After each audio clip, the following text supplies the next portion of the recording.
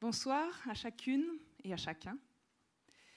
J'ai fait de ma passion pour l'environnement mon métier. Ce qui m'anime, c'est le désir de contribuer à transformer la société et notre vision du monde. Depuis que j'ai fait un passage en ONG développement durable il y a 14 ans, et aujourd'hui encore, où j'œuvre dans un grand groupe de services à l'environnement de 170 000 personnes, dans l'idée qu'on peut contribuer à transformer le système économique de l'intérieur. Mais ce soir, je n'interviens pas au nom de cette entreprise. Ce soir, ce n'est pas la carte de visite qui se présente à vous. Mais pour la première fois, je monte sur scène debout en tant que femme, en tant que citoyenne. Éco-citoyenne, on ne se refait pas. Merci. Je suis intimement persuadée que la transformation de la société vers un monde plus durable et plus inclusif passe par l'écologie intérieure. J'en parle un tout petit peu quand même, Solène. L'écologie intérieure, c'est la connexion avec soi-même, c'est l'idée que le changement individuel amène au changement collectif, parce qu'on est l'instrument par lequel on peut changer le monde. Et chacun, à la place où on est, peut contribuer. Qu'on soit ouvrier, qu'on soit artisan, coiffeur, boulanger, même un éleveur industriel qui roule au 4x4 diesel peut avoir une grande qualité relationnelle avec tout son entourage et faire une différence. Ne devrait-on pas considérer, au-delà de notre corps physique, notre vie sentimentale, nos émotions, notre spiritualité, c'est-à-dire considérer notre être dans sa globalité, dans ses 4 dimensions, physique, mentale, émotionnelle et spirituelle?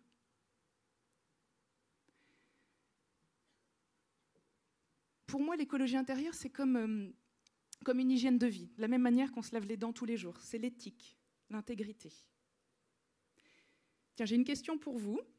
Devinez qui est l'auteur de la phrase suivante. Avant de songer à réformer le monde, à faire des révolutions, à établir de nouvelles constitutions, descendez dans votre cœur, faites-y régner l'ordre, l'harmonie, la paix. Ensuite seulement, cherchez autour de vous des âmes qui vous ressemblent et passez à l'action. Alors, une idée? Oui. Platon, il y a 2400 ans, et toujours d'actualité. Alors, l'écologie intérieure permet de cultiver ses talents, d'explorer la diversité de sa richesse, de ses intuitions, de ses désirs. C'est connecter avec sa nature profonde, avec cette nature véritable au sens de sa vérité. Et écologie vient du grec qui signifie maison. Au passage, c'est la même racine que économie. Donc, quelle est notre maison intérieure? Donc, je discute de ça avec Solène il y a 15 jours pour préparer cette soirée. Et là, Solène me dit, tu devrais parler leadership. Et je lui dis, mais je ne suis pas leader, je ne suis pas directrice générale. D'autres femmes ce soir sont beaucoup plus légitimes que moi pour parler leadership, vu leur parcours. Elle me dit, mais c'est quoi ton parcours? Je dis, j'ai commencé mes études en alternance. À 20 ans, j'étais manager d'un fast-food, d'une équipe de 10 personnes, et j'avais quand même le sentiment d'avoir avancé très vite par rapport aux anciens qui étaient là depuis des années. À 22 ans, j'ai publié un livre sur le coaching en entreprise, sur le manager coach, et pourtant je ne me sentais pas légitime parce que je n'étais pas coach de profession. Aujourd'hui encore, on m'invite en Australie, à travers les pays, pour parler dans des conférences de l'économie circulaire, c'est mon domaine. Et même si je sais que j'apporte une valeur différente, j'ai toujours le sentiment qu'il y a plus experts que moi. Et est-ce que tout ça fait de moi un leader? Je vais même vous avouer quelque chose. Le mois dernier, je suis allée à Singapour pour recevoir un prix en leadership international. Et j'ai fait une boulette. J'ai fait une boulette. L'organisatrice, pour qui cette distinction promeut les dirigeantes d'entreprises internationales et celles en devenir, me dit « Alors Amélie, bientôt directrice ?» Et là, je me suis vue lui répondre du tac au tac « Ah non, mais je ne veux pas être directrice. Pour moi, l'ascension n'est pas forcément verticale. » Et là, j'ai vu à sa tête décomposée que c'était le truc à ne pas lui dire.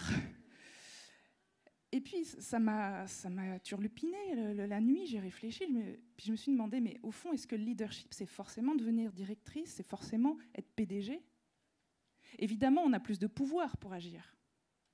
Mais qu'est-ce qui fait que certaines femmes, comme moi, qui sont capables, qui agissent, et pourtant n'osent pas plus? J'avais un deuxième argument imparable pour ne pas parler leadership ce soir. C'est que pour moi, j'ai la vision du chef en entreprise, du petit chef autoritaire, et ça je ne me reconnais pas là-dedans, ça me botte pas. Et sauf que Solène a insisté, et elle m'a dit, Amélie, c'est toi qui as parlé écologie intérieure, qui a parlé de sa nature profonde et véritable, et toi, ta nature, c'est leader.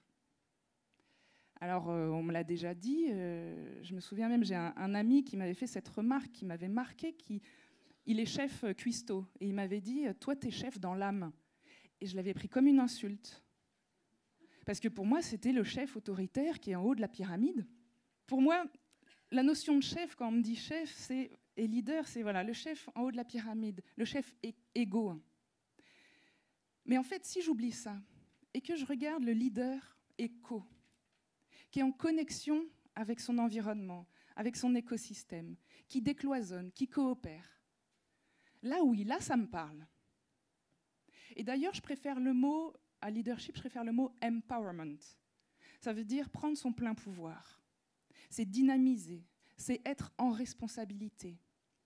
Émancipation. C'est prendre sa pleine puissance.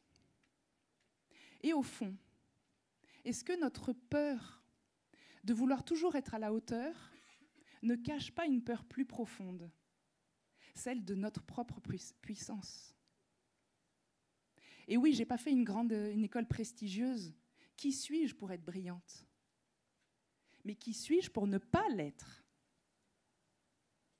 Les leaders ne sont-ils pas des gens passionnés, volontaires, dynamiques, engagés et qui inspirent par ce qu'ils sont? Alors si je suis honnête avec moi-même, effectivement, Solène, si je m'autorise à être qui je suis, au fond, la leader que je suis, ma nature, alors je comprends que je peux mettre mon leadership au service d'eux, au service de cette transformation de la société que je veux voir d'un monde plus vertueux, plus durable, plus juste, plus social. C'est mettre le je au service du nous.